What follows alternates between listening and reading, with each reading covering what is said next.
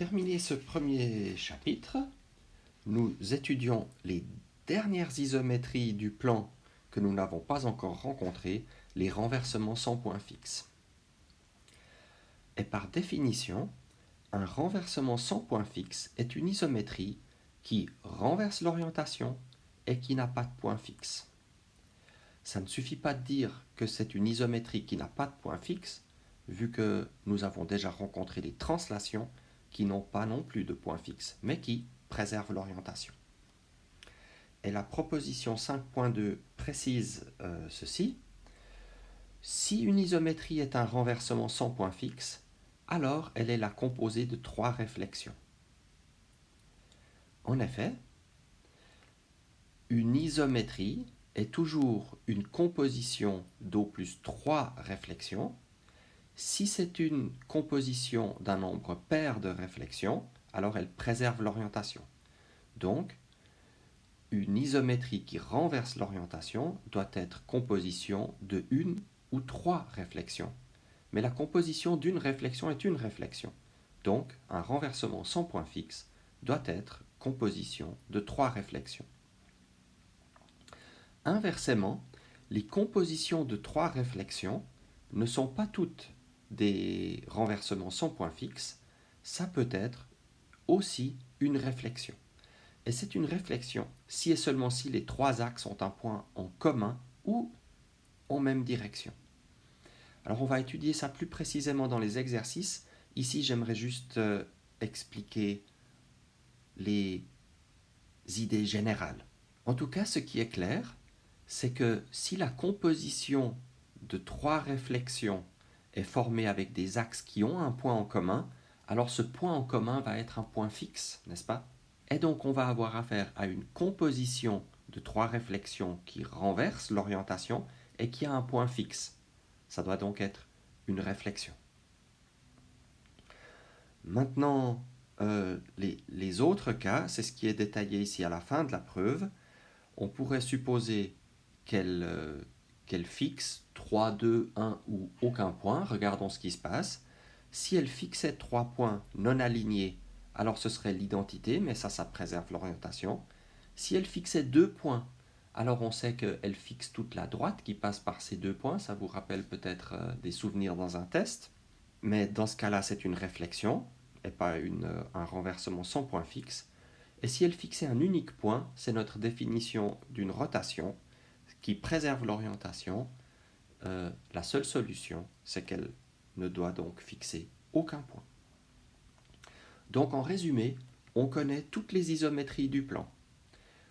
Les isométries du plan sont toutes formées en composant des réflexions. On pourrait en faire une composition énorme de 117 réflexions par exemple, mais on sait qu'il peut y en avoir, on peut la décrire avec au plus 3 réflexions. Et donc si on en a un nombre impair, disons 117, on sait qu'elle renverse l'orientation. On peut donc s'arranger pour simplifier cette composition de 117 réflexions et arriver soit à une seule réflexion, soit à un renversement sans point fixe qu'on décrit comme composition de 3 réflexions. Et donc, on a démontré ce magnifique théorème de classification des isométries du plan. Une isométrie du plan, c'est l'identité, une symétrie, une rotation, une translation ou un renversement sans point fixe. Mais il n'y en a pas d'autres.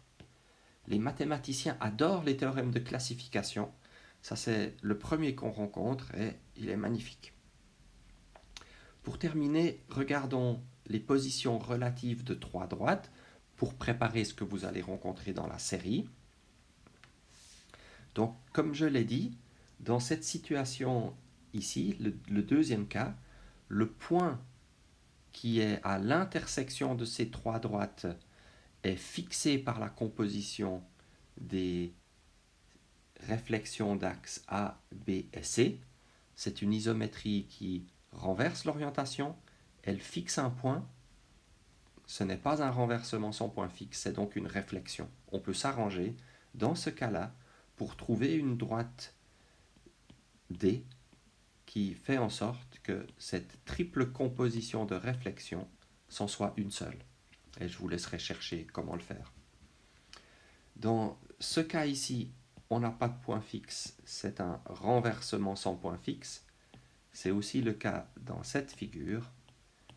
Et ici, avec trois droites parallèles, on a en fait aussi une réflexion. Au lieu de l'illustrer sur ce petit dessin, j'aimerais le faire sur un des cas dégénérés.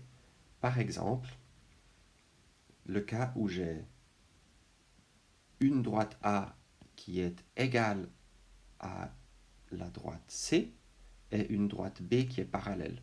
Donc on aurait trois droites parallèles, mais où deux sont confondues.